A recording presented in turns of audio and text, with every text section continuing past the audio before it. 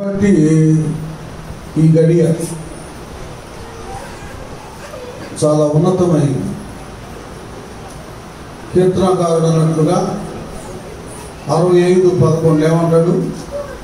65:11 ఏమంటాడు? సంవత్సరమును నీ దయా కిరీటమును ధరింప చేసింది. దేవుడు మరి దయానబడేటటువంటి కిరీటాన్ని ఈ యొక్క 2021 సంవత్సరపు దయా కిరీటాన్ని దేవుడు మన మీద ధరింప చేశాడు. అలాగే 103వ కీర్తనలో 4వ వచనం, 103వ కీర్తన, సమాధిలో నుండి ప్రాణాన్ని ఆయన విమోచించాడు. ఒకటి, కరుణా కటాక్షములను, అది కరుణా కటాక్షాలను ఆయన ఏం చేశాడు? మనకు ఈ సంవత్సరం కిరీటముగా ఆయన ధరింప చేశాడు. ఎందుకంటే ఆయన యందు భయభక్తులు కలిగి ఉన్నాం.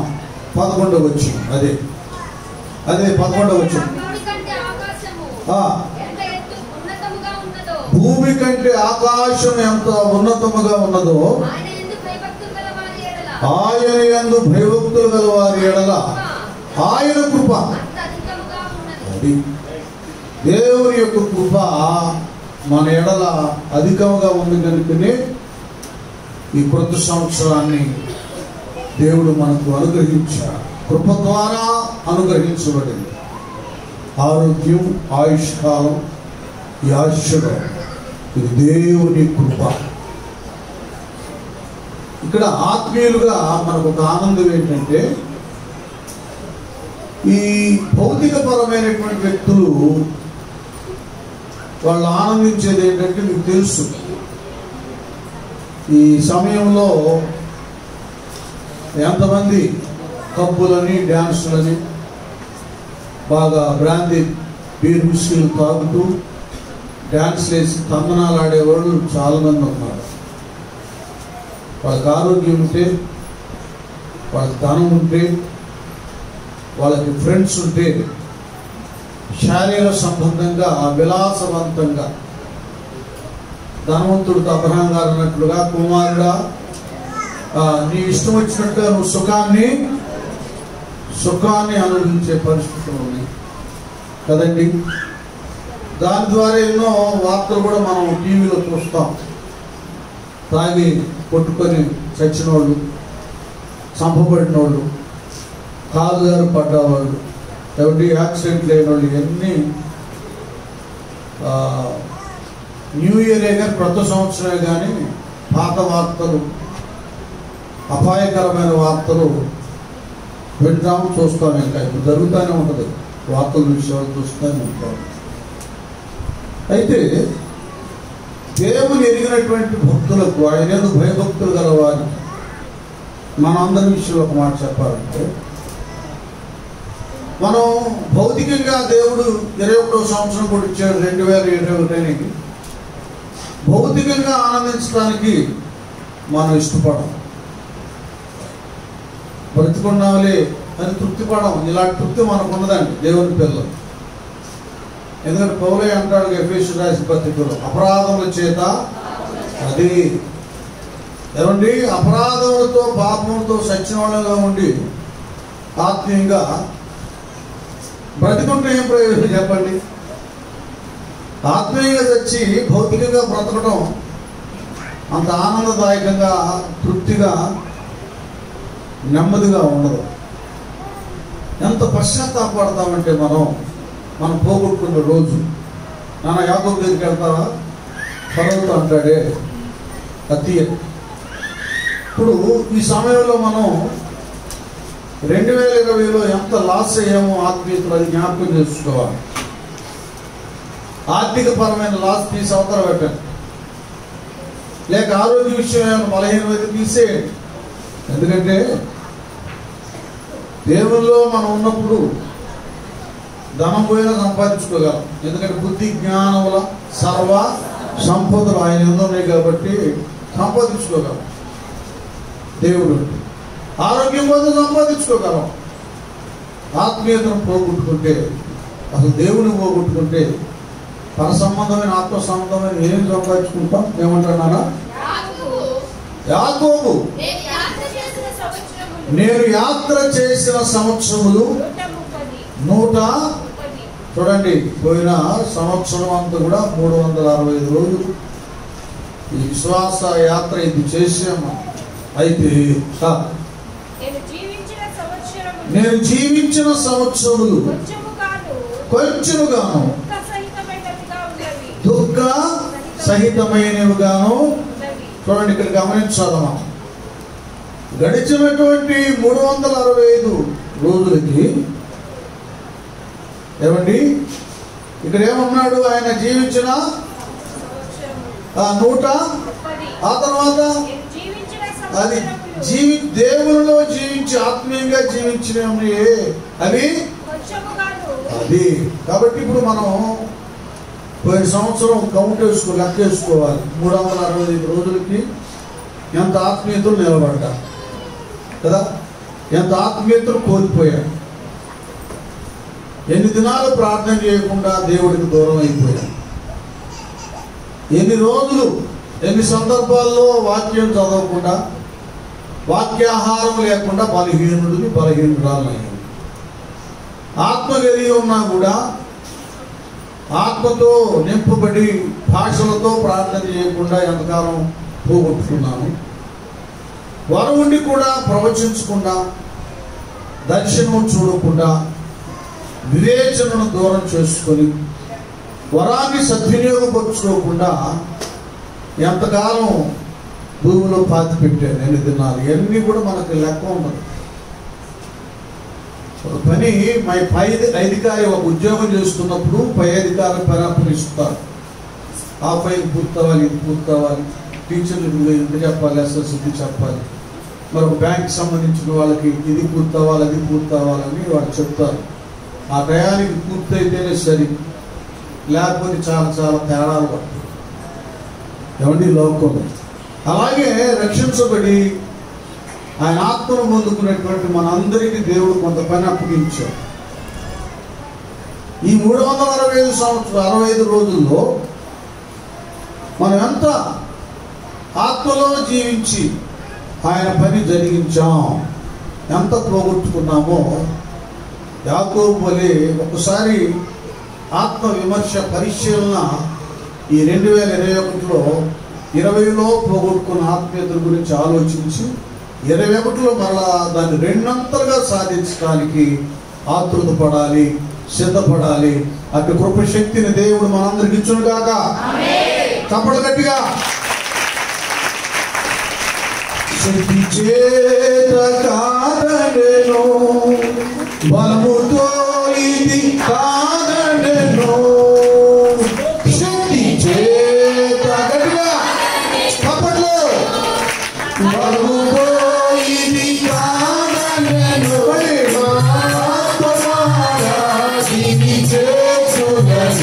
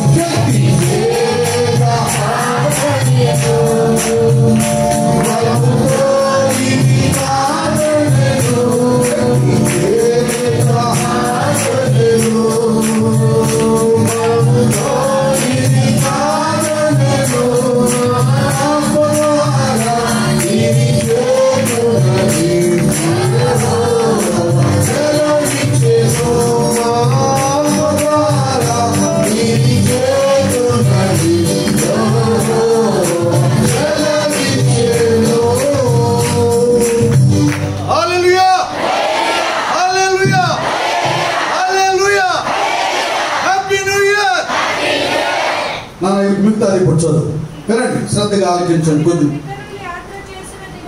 అవి మా పితరులు యాత్ర చేసిన దినములలో వారు ఆత్మీయులు జీవించిన సంవత్సరములన్నీ కాలేదని అదే ఫరోతో చెప్పాడు యాకోబు గారు. ఇశ్రాయేలుగా మార్చబడ్డాడు కదా. తర్వాత తన ఆత్మీయ జీవితాన్ని ఎంత ఆత్మీయతను ఎన్ని సంవత్సరాలు దైవ నియమంలో బ్రతకుండా ఆత్మీయ స్థితిని బలహీనపరుచుకున్నాడో, దాని ద్వారా ఎంత నష్టపోయాడో ఆయన పశ్చాత్తాపుడయ్యాడు తెలుసుకోడు. కాబట్టి ఇక్కడే 2020లో ఎంత మనం లాస్ అయ్యామో ఆత్మీయతలో జ్ఞాపకం చేసుకొని ఈ మొదటి నెలలో 21వ మొదటి నెలలో మొదటి దినానే మనం జ్ఞాపకం చేసుకొని మరలా రెండంతల అభిషేకంతో ఆత్మశక్తితో నింపబడడానికి ఆతృత పడాలి కదా. ఇప్పుడు కాంపిటీషన్ చదువులో ర్యాంక్ కావాలి. ఫస్ట్ క్లాస్ సెకండ్ క్లాస్ తీసి అవతల పడేసాం. ఇప్పుడు ఏం కావాలి? ర్యాంక్. ఈ ఒక సంవత్సరం రాసిన 20లో రాసినటువంటి సరైన మార్కులు ర్యాంక్ లేకపోతే మళ్ళీ ఈ సంవత్సరానికి సిద్ధపడుతున్నారు. మెడిసిన్ సంబంధించిన వాళ్ళు లాంగ్ టర్మ్ అంటారు కదా, ఇంజనీరింగ్ సంబంధించి రకరకాలు ఉన్నాయి. పోరాటం వీటి విషయంలో పోరాడుతున్నంతగా విశ్వాసులు ఆత్మీయ విషయంలో పోరాటం సల్పటం లేదు. పోయిన సంవత్సరం అంత పోగొట్టుకున్నాము, ఈ సంవత్సరం అంతమంది రెండంతలు సంపాదిస్తాం. ఇదిగో నాన్న బడా నమ్మకమైన మంచి దాసుడా, మంచి దాసురాలా అనిపించుకోవాలి. ప్రభు ఇచ్చాడు, అవకాశం ఇచ్చాడు. ఇప్పుడు మనం 2021 వచ్చాం, బ్రతుకున్నాం, ఆరోగ్యంగా ఉన్నాం. ఇదే కాదండి మన లెక్క. లోకస్తులాగా పర్వాలేదు ఈ సంవత్సరం కూడా బ్రతికాను, ఎందుకు బతికి తిరిగి తాగి రోడ్ల పడి తిరిగి ఆడిన తిట్టానుగా. కొంతమందికి చింత తెచ్చినా ముసలోళ్ళైనా కూడా లోక సంబంధమైన పద్ధతులు చావు. లోకులు ముచ్చట్లు, వ్యర్థమైన మాటలు, టీవీ సీరియల్ ముచ్చట్లే కానీ ప్రార్థన లేదు, వాక్యం లేదు. నా బిడ్డలో రక్షణ ఉందా, నా మనోసంలో రక్షణ ఉందా, దేవుళ్ళు ఉన్నారా లేదా, ఆత్మీయతల గురించి ఆలోచనే లేనటువంటి వారు కూర్చున్నారు. అన్ని వయసుల్లో ఉన్న మనం బ్రతుకంటే ఈ బ్రతుకు కాదు, దేవుళ్ళు బ్రతికే సరైనది కనుక దాని విషయంలో ఈ 2021లో మనం పోరాటం జరుగుతాం. సంఘపక్షంగా ఒకటే మాట చెప్తున్నా వినండి, అందరు వినాలి. సంఘపక్షంగా చెప్తున్నా వినండి. కేవలం వాళ్ళెవరో అక్క ప్రవచిస్తుంది, ఈ అన్న దర్శనం చెబుతున్నాడు, వారు భాషలు మాట్లాడుతున్నారు అన్నట్టు కాకుండా నేనెందుకు ఆత్మ పొందుకోకూడదు కదా. నూతన తీర్మానం ఏంటంటే నేనెందుకు పరిశుద్ధాత్మను పొందుకోకూడదు, మేమెందుకు, సంఘమంతా ఎందుకు, పెంతెకొస్తు పండుగ దినమున కదా అగ్నిజ్వాల అభిషేకం అందరి మీదకి 120 మందికి మీద వాళ్ళట్టుగా నా మీద మా అందరి మీద ఎందుకు అభిషేకం రాకూడదనే పట్టుదల, ఐక్యత మనందరికీ కావాలి. అది పర్వాలేదు బ్రతికని ఈ సంవత్సరం కూడా దేవుడు ఇచ్చాడని లోక సంబంధమైన తీర్మానాలు కాదు. పోయిన సంవత్సరం అది కొన్నాం, దేవుడు అది ఇచ్చాడు. ఈ సంవత్సరం ఇది కొనాలి, దేవుడు తీయాలి, అది కాదు. ఇస్తారు. మనం చేయవలసిన మొదట ఆయన రాజ్యాన్ని, ఆయన నీతిని, ఆయన ఆత్మను మనం కలిగి ఉండాలి. ఈ లోక సంబంధమైన ఇస్తే ఇదే ఆశీర్వాదాన్ని ముగిసిపోవటం అది విశ్వాసులకు ఏమాత్రం తగదు. ఆత్మీయ విషయంలో మనం ఎన్ని ఆత్మలు సంపాదించాం, ఎందరిని దేవుని దగ్గర నడిపించాం, ఎన్ని గంటలు ప్రార్థన చేశాం, ఎంత సంఘానికి సంఘ క్షేమాభివృద్ధి కొరకు పాటుపడ్డాం. ఇదే మన ప్రశ్న. ఈ విషయంలోనే మనం ఆలోచించాలి. లోక సంబంధము కాదు. మీరు క్రీస్తుతో కూడా లేపబడిన వారైతే పైనుండ వాటిని వెతకండి. పై సంబంధమైన పర సంబంధమైన ఆలోచనలు, వెతుకులాట, ఆరాటం, పోరాటం ఇదే మనం జరిగించాలి. మన ఉద్యోగాలకు ఏమి తేడా రాదు, వ్యాపారాలకు కొదువు ఉండదు, ఏమండి ఆదాయానికి కొదువు ఉండదు, అభివృద్ధికి కొదువు ఉండదు, ఆహారానికి కొదువు ఉండదు. లోక సంబంధమైన వాటికి ఆయన ఇస్తూనే ఉంటాడు. మనం మాత్రం ఆయన పరలోక నిధిని నింపడానికి ఆత్మల సంపాదన కొరకు ఆరాట పడాలి. ఇది విశ్వాసులు, సేవకులు, సువార్థికులు, సంఘ పెద్దల యొక్క ఆరాటం. నేనైతే సేవకుడిగా నా ఆవేదన ఏమండి, నా ఆశ ఏంటంటే నేను ఇలా చూస్తూ ఉండగానే మంచి ప్రసంగికులు తయారవ్వాలి, ఆత్మతో నింపబడి ప్రవక్తనీయులు తయారవ్వాలి, ఏమండి అలాగే మిషనరీలు తయారవ్వాలి. యవన బిడ్డలు ఆ స్థలాల్లో సువార్తను ప్రకటించాలి, అద్భుతాలు జరగాలి, సంఘాలు కట్టబడాలి. కనుక నా కళ్ళ ఎదుటే నేను మీరు బోధిస్తుంటే, ప్రసంగం చేస్తుంటే చూసి, ప్రభువా ఎలాంటి ఆత్మీయ బిడ్డల నిర్మాణం చేస్తున్నావయ్యా, తీతు, తిమోతి లాంటి వారిని, యెసోము లాంటి వారిని, ఎస్తేరు లాంటి వారిని, దెబోరా లాంటి వారిని నిలబెట్టేవని ఆనందించాలన్న ఆరాటమే కానీ ఆస్తులు సంపాదించాలన్నది కాదు. నేను ఏదైనా సంపాదించానా అది దైవ సేవ కొరకన్న సంగతి మీరు మర్చిపోవద్దు. నాకు ఏదైనా దేవుడు ఇచ్చాడా మీ రూపాయన ప్రేరేపించబడి అది ఆ ఫలము ఏదో ఒక వస్తువు రూపంలో మందిరంలో కనబడుతుంది. నా ఆశది, ఆరాటం అది. ఈ లోకంలో సంపాదించుకోవాలనేది నాకు లేదు. ప్రార్థన చేశాను, ప్రభువులో బ్రతికాను. నా పిల్లలకు కూడా, కుమార్తెలకు దేవుడిని అడిగి మీరు పొందుకోండి. మా పితరు నాకేమీ లేదు, దేవుడు పాదాల దగ్గర పడి అన్ని విధాలుగా ఆశీర్వాదాలు సంపాదించుకున్నాను. నేను మీకు ఇవ్వడం కాదు, ఇక్కడ అంత రివర్స్, మీరే దేవుడు పని కొరకు ఇవ్వాలి అదే చెప్తారు వాళ్ళకి. కాబట్టి దేవుడు అద్భుతంగా ఆయన ఆనుకొని ఉన్నాను కాబట్టి, నీతిగా నిర్దోషిగా బ్రతుకుతున్నాను కాబట్టి పిల్లల విషయంలో కూడా ఏ కుదువా చేయలేదు. వాళ్ళే ఇక నాకు అది పుట్టింది, నాయన పండుగ అని వాళ్ళు అడగరు. ఈ డ్రెస్సు పిల్లలే తీసుకున్నారు. లేదు నా విలువైన కాస్ట్లీ ఉండాలి, నువ్వైతే నీకు ఇస్తే డబ్బులు, నీకు 5,000 ఇస్తే 1,000 రూపాయలు తీసుకుంటావు, వాళ్ళే తీసుకుంటారు. నేను ఈ సంగతి అంతా ఎందుకు చెప్తున్నానంటే నాకు అంత వరకు కాదు, నా ఆశ అంతా దేవుని పని జరగాలి. మీరు కూడా ఆత్మీయ బిడ్డలు ఆ తీర్మానంతో రండి. ఈ 2021లో మీలో ఈ అద్భుతమైన అభిషేకాన్ని కనులారా చూడాలని ఆశపడుతున్నాను. అతి కార్యాన్ని దేవుడు జరిగించునుగాక. ఇక అయిపోయింది. ఒకే ఒక ఈ సంవత్సరం వాగ్దానం చూడండి. వాగ్దానం యెషయా గ్రంథం 35వ అధ్యాయము 7వ వచనం. ఎండమావులు, అదే ఎండమావులు. ఎండమావులు అంటే ఏంటి? దూరం నుండి చూసినప్పుడు ఎండకు నీళ్లు ఉన్నట్లుగా కనబడుతుంది, ఎందుకంటే అంటే వేరే విధంగా మీరు భావించవద్దు. చిన్నప్పుడు ఒక సినిమా ఉంది, పాపం పసిపాడు. అందులో వాడు పాపం హెలికాప్టర్ ప్లేన్ ఏదో యాక్సిడెంట్ అయిపోయి ఎడారిలో పడతాడు. ఆ పిల్ల వెళ్తున్నప్పుడు అక్కడ నీళ్లు ఉన్నట్టు కనపడ్డాయి, మెరిసిపోయి కనపడతాయి. ఎండమావులు చూస్తే అక్కడ ఏం నీళ్లు ఉండవు, అంత ఎండిపోయిన పరిస్థితి అదనమాట. ఎండమావులు అంటే నీళ్లు ఉన్నట్లు ఉంటే కానీ అక్కడ నీళ్లు ఉండవు. నిరాశ అన్నమాట. ఆశ బ్రతుకనమాట. ఆశ ఏమైపోద్ది? నిరాశ అయిపోద్ది. అక్కడ ఏమో దొరుకుతాయి, ఏదో వస్తాయి, ఏదో సమకూర్చుకుంటాం, ఏదో చేస్తాం, ఏదో వాళ్ళు చేస్తారు అనుకున్నటువంటిది ఒకవేళ గతించిన వత్సరములో అది ఎండమావులు వలే ఉంటే, ఏమండి రావలసిన వస్తీలని సాగిపోతుంది.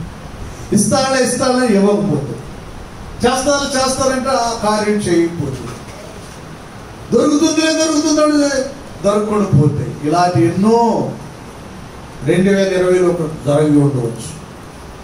ఈ సంవత్సరం దేవుడు నీ అంతరంగాన్ని గ్రహించిన వాడే, నీ నిరాశ ఏమండి నీరు గారిపోయిన నీ పరిస్థితిని ఎరిగిన వాడే, నీ మనోవేదన దుఃఖాన్ని గ్రహించినటువంటి వాడే ఉన్నతమైన వాగ్దానం చేస్తున్నాడు. చప్పట్లు పడదాం.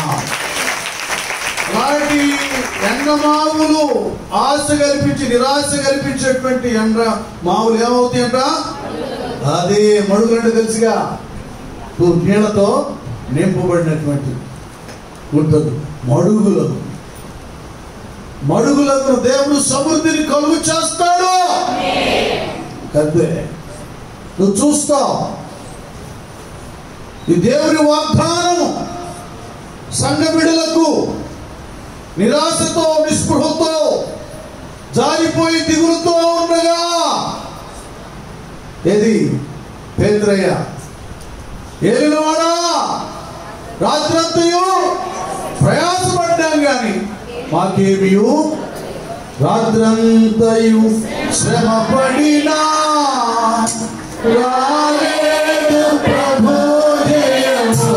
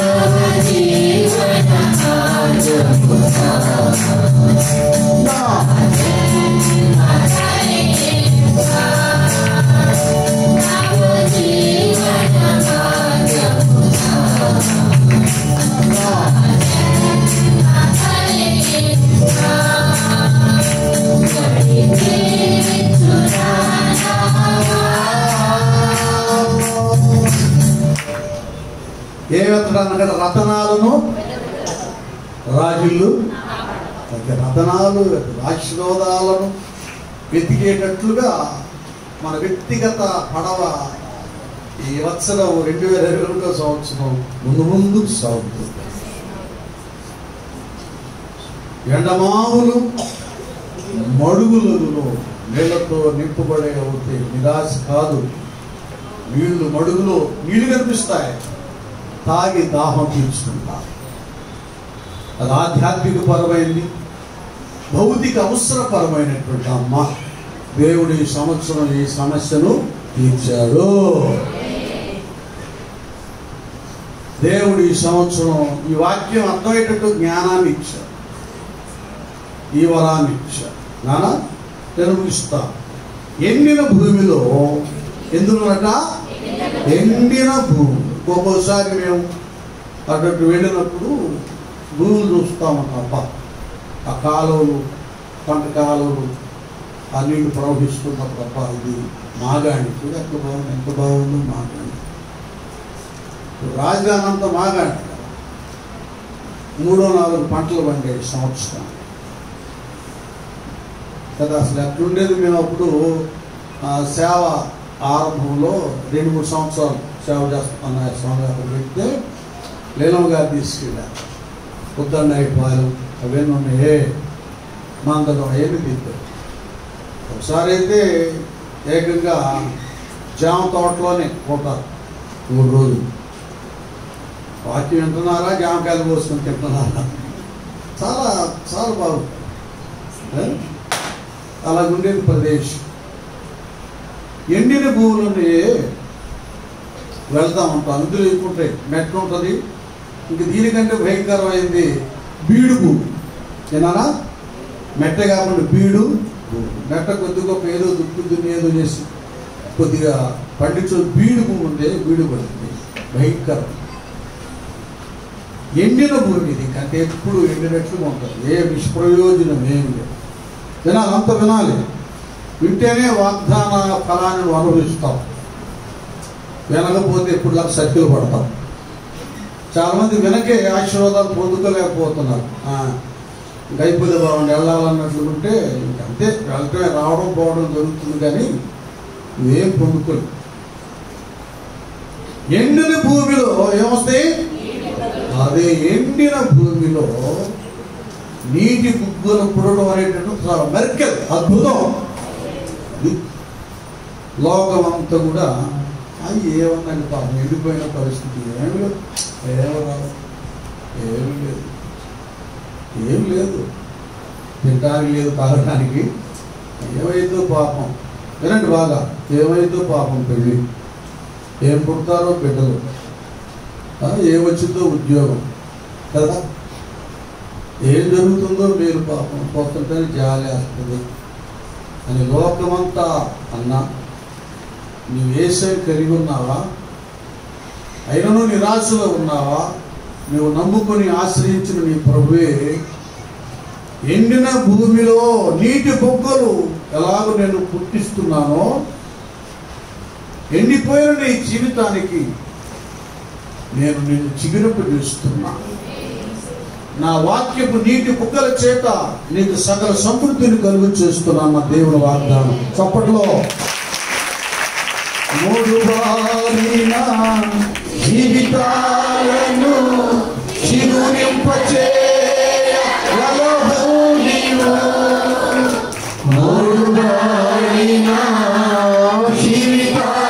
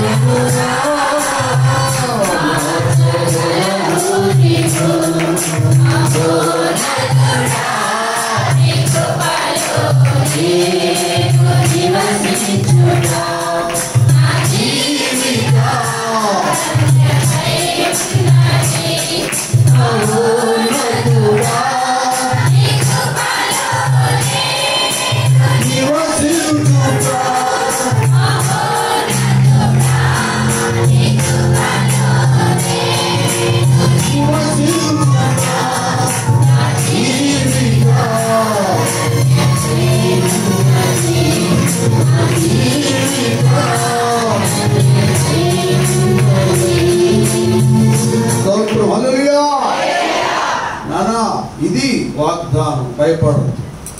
ఎండిన భూమిలో నీటి బుగ్గలు పుచ్చును. ఎండిపోయిన నీ స్థితిని నీటి బుగ్గలతో నింపి దేవుడు ఫలభరితముగా చేయుగాక. మరొకటి భయంకరం. ఇక్కడ ఏంటది? నక్కలు వండుకొనిన వాటి ఉనికి పచ్చులో. నక్కలు వండుకుంటే ఎక్కడుంటే వంట నక్కలైతే సమాధి దగ్గర ఉంటాయి. ఎవరు తీసుకొచ్చి పాతి పెట్టి వెళ్తారా? మరలా దాన్ని లేపి తిందాం సేవ. ఈ పురులు సింహాలు ఏమైనా తిన్న తర్వాత మిగిలింటే ఆ ఎముక లేవు, వాటిని పీక్కొని వెళ్తాం. ఆ స్థితి అంతా కూడా హీనమైనది,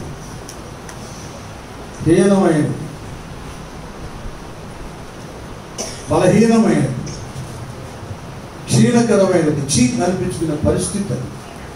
మీరు వినాలి, అర్థం చేసుకోవాలి. ఇక్కడ మీరు రెండు విధాలుగా ఉన్నారు. దేవుడు లేకుండా, భయభక్తులు లేకుండా, భక్తిహీనులుగా ఉండి ఈ పరిస్థితుల్లో చాలామంది ఉంటారు. వాళ్ళ బ్రతుకుల్లో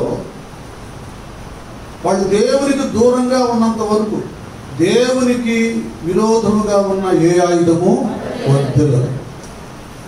ఆయనకి వేరుగా ఉండి మనం ఏమీ చేయలేము. చాలా మందిని మనం చూస్తున్నాం, వాళ్ళకి భయం ఉండదు, భక్తి ఉండదు, ఏ చర్చికి వెళ్ళరు, ఏ మందిరాలకు వెళ్ళరు, ఏ ప్రార్థనలు ఉండవు, ఉండవు. ప్రార్థన వాళ్ళ తరగా నొప్పిగా ఉంటే ఎవరి భక్తులు చూసి ఎగతాళి చేసుకుంటారు. వాళ్ళ బ్రతుకులన్నీ నక్కల పండుకొనిన వాటి ఉనికి పట్టు అంతే. ఇది లోకస్తుల పరిస్థితి. అయితే మీరు వినాలి, అర్థం చేసుకోవాలి. దేవుని ఎరిగి రక్షణ పొందుకొని కూడా అన్ని హంగులు అన్ని విధాలుగా దీవించబడి దేవుని కాపుదల ఉండి అతని చేతి పని కూడా దేవుని చేత దీవించబడి ఎంతగానో వర్ధిల్లినటువంటి యోబు జీవితంలో పొలాలు స్థలాలు ఉన్నటువంటి సమస్తం కూడా కోల్పోయి తన శరీరం అంతా కూడా కురుపులతో నిండిపోయి క్షీణించి ఆయన బూడిదలో కూర్చున్నాడు. ఆయన కూడా అలాగే ఉంది బ్రతుకు. కానీ ఆయన ఒక వండర్ఫుల్ వాడు అంటాడు, నేనేసిన అడుగెల్లా పాలలో. ఈయన దేవుని త్రోసివేసి దేవునికి వేరుగా ఉండి భక్తిహీనుడై పాపాన్ని ప్రేమించి దుర్మార్గమైన పనులు చేసి ఈ క్షీణ దశకు రాలే. ఈయన కేవలము పరిశోధన చేయబడినటువంటి వాడై శ్రమను అనుభవిస్తున్నా. పరీక్ష భక్తుడే. అయితే లోకానికి ఎట్లుందంటే స్నేహితులే, వీడు ఏం తప్పు చేశాడు, ఏం దుర్మార్గం చేశాడు, పైకి భక్తులా కనపడుతున్నాడు, ఏదేదో దాన ధర్మాలు చేస్తున్నాడు, ఎప్పుడు ఆంటి దేవుడు అంటాడు, చాటుగా వీడు ఏదేదో చేస్తున్నాడు కనుకనే దేవుడు వీడికి గది పట్టించాడు. అది స్నేహితులే ఆయన గురించి చక్కగా మాట్లాడుతున్నారు. ముఖం ఎదుటనే దూషించారు. ఒక పర్యాయం మనం దేవుని ఎరిగి ఉన్న కొన్ని పరిశోధనలు మనకు కలుగుతుంది. బంగారం ఎలా పుటమ వేయబడిన తర్వాత అది మేలుని పరీక్ష చేయబడిన తర్వాత మన విశ్వాస పరీక్ష. ఒకవేళ ఇంత మట్టుకి ఆ విధమైన పరిశోధనకు శ్రమకు గురైతే భయపడవలసిన పని లేదు. యేసు రక్తమే జై. అలాంటి వారితో దేవుని వాగ్దానం చూడండి. అలాంటి ఉనికి పచ్చులో ఒకటి జమ్మును, తుంగ, గడ్డియు. ఇవి ఎందుకు ఉపయోగపడతాయి చెప్పండి? జమ్ము, తుంగ, గడ్డి ఎందుకు చెప్పండి? మేము చిన్నప్పుడు ఈ జమ్ముతో వీటితో పైకప్పు వేసేవా? కిషన్ అంతేనా? వేసేవా అంటే అది నీడ, ఆశ్రయం, నివాసాన్ని కల్పించింది. అంతే ఎదురు చెప్పండి కదా. వేసేవా నీకు నివాసం లేని పరిస్థితి ఉన్నా దేవుడు ఈ వత్సరములో ఆ కార్యాన్ని జరిగిస్తున్నాడు. నువ్వు చూస్తావు. గట్టిగా తప్పండు, చూస్తావు. అద్దెలలో మీరా లేదని త్రోసివేయబడినటువంటి వారుగా ఉన్నా, అద్దె కట్టలేని పరిస్థితులు ఉన్నాయి, సొంత గృహం లేని పరిస్థితి ఉంటే దేవుడు మరి ఎట్టిస్తాడో నీకు ఇల్లు. ప్రస్తుతం జగన్ గారు ఇస్తున్నారంట. ఎంతో చెప్పలేము ఏ రూపేనా. ఆయన భక్తులకి సహాయం చేస్తాడు. ఎలా చేస్తాడో మనకు తెలియదు. అన్నీ మేలు కలిగింటికి అన్నీ సమకూర్తి అన్నట్లుగా నీ మేలు కలగటానికే కావాలి. దేవుడు మంత్రి గారిని, జగన్ గారిని, ముఖ్యమంత్రి గారిని ప్రేరేపించారు. త్వరలోనే కొత్త ఇంట్లో వెళ్తాం. చప్పుడు చాలా గృహ ప్రవేశాలు జరుగుతాయి. దేవుడు ఇస్తాడు. ఎందుకంటే ఇక్కడ వాగ్దానం చేశాడు. జమ్మును, తుంగ, గడ్డి. జమ్ము, తుంగ, గడ్డి నివాసం అన్నమాట. చక్కటి నివాసాన్ని. ఇప్పుడు దానికి ప్రతిగా నువ్వు పైన స్లాబ్ వేస్తావో లేకపోతే రేగులు వేస్తావో మరి ఏం వేస్తావో. జమ్ము ఈ తాటాకి నీవు లేవులేండి, అది గతించింది. ఇప్పుడు జనరేషన్ అంతా వేరే ఉంది. అది దేవుడిని తప్పగా చేస్తాడు. మరొకటి ఏదన్నా మేతయు మేత, పశువులకు మేత ఆహారం. ఒకవేళ గతించిన దినాలలో ఏమండి ఆహారం కొద్దుగా ఉన్న, సమృద్ధి లేకపోయినా 2 రకాల ఆహారాలను దేవుడు నీకు సిద్ధపరిచాడు. నీ శరీరకానికి ఆహారం, నీ ఆత్మకు వాక్య ఆహారం. మనుదిన ఆహారం నేడు మాకు దాయించాడు. ఇవన్నీ కూడా ఉన్నత వాగ్దానాలు. వాక్యాన్ని ధ్యానం చేసుకున్నప్పుడు ఏ వాగ్దానం ఇస్తావయ్యా? నాకు, నా బిడ్డలకు, నా మినిస్ట్రీ కంటే దేవుడు ఇచ్చాడు. ఎండమావులు మడుగులు అవుతాయట, ఎండిన భూమిలో నీటి బొగ్గలు పుడతాయట. ఏమండి ఇంకో నక్కలు పండుకొని వాటి ఉనికిపచ్చులో జమ్మును, తుంగగడ్డియు, నివాసము ఆహారం. ఏమండి సమృద్ధి ఉంటుంది నీటి బొగ్గలు. చెప్పారు కదా, వివాహం కాని వారి విషయంలో కార్యాలు చూస్తాం. సంతానం లేని వారి విషయంలో నేను చెప్తున్నా వినండి. కొన్ని సంవత్సరాల క్రితం ఇదే ప్రవచనం దేవుడు రిలీజ్ చేశాడు. ఒక బిడ్డ కుమార్తె విషయంలో ఏ పెళ్ళిళ్ళు పేరంట శుభకార్యాలకి బిడ్డ గడ్డ లేరని ఆమె చిన్న చూపు చూశాడు. ఆ మాట విన్నప్పుడు నేను దేవుడి దగ్గర అడిగా రేపు ఆశ్చర్యకరమైన దేవుడు చక్కని భావం ఇచ్చాడు. హల్లెలూయా. అలాంటి వారి విషయంలో దేవుడు వాగ్దానం చేస్తున్నాడు. నీకు దేవుడు సంతానమును కలుగు చేయనుగాక. ఎవరు ఏం భయపడద్దు. మళ్ళీ ఇంటికి వెళ్ళి యెషయా గ్రంథం 35వ అధ్యాయం 7వ వచనం ధ్యానం చేసుకొని కొన్ని పర్యాలు చదువుకొని దాని మీద చేయబెట్టి ప్రార్థన చేసుకొని అందులో నీకు కావాల్సింది నీకు ఇస్తాడు. ఎందుకంటే మన దేవుడు అందరికీ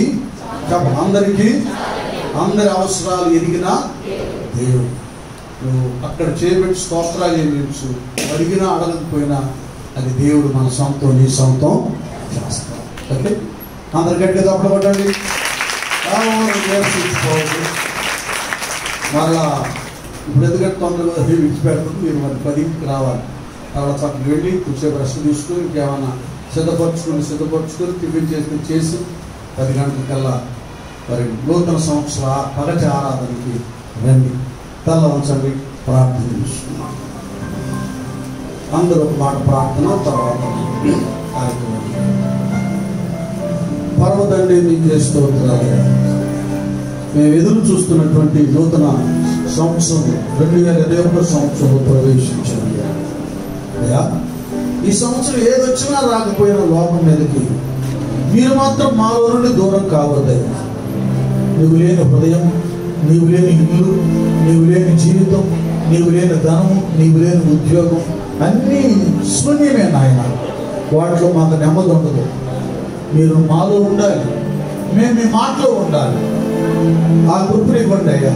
గతించిన సంవత్సరం మేము ఏదైనా చేయాల్చుకుంటే ఆత్మీయతలో యాకోబులే పశ్చాత్తాపడుతున్నామయ్యా. ఈ వచనంలో 200 సాధనంగా వాడబడాలి. మాకు ఉన్నత వాగ్దానం చేశారు. ఈ వాగ్దానం మాలో నెరవేర్చండి. బిడ్డలందరూ దీవించున్నాయి అయ్యా. తొందర కార్యక్రమం అంతట్లో మీరు ఉండవని యేసు నామమున వేడుకుంటూ ప్రార్థిస్తున్నాము తండ్రి. ఆమేన్.